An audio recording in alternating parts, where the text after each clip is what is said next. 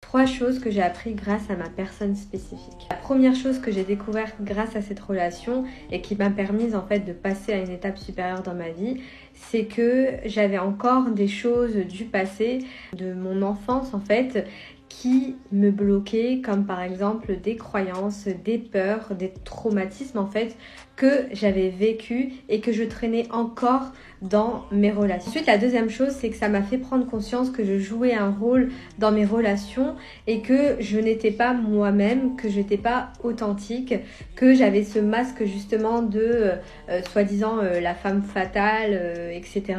Mais en réalité, en fait, c'était juste un masque pour me protéger des hommes. Et oui, soit vous êtes la marionnette de votre inconscient ou soit votre inconscient est votre allié. La dernière chose que j'ai découvert grâce à cette relation, c'est que j'étais dans une énergie masculine. J'étais pas dans mon énergie féminine et donc dans le recevoir. Et juste un petit disclaimer, l'énergie féminine n'a rien à voir avec la féminité, c'est de l'énergie, ok ?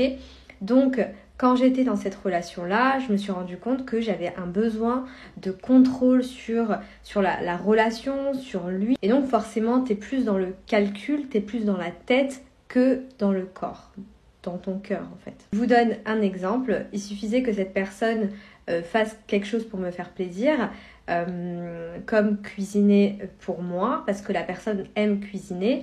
Au lieu d'être dans le moment présent et dans le lâcher prise et d'être dans le recevoir, dans l'énergie féminine, dans la réceptivité, j'étais dans ma tête à penser à comment j'allais lui rendre ce qu'il me donnait. C'est un exemple d'énergie masculine, c'est-à-dire que j'étais incapable de recevoir lorsqu'on prenait soin de moi.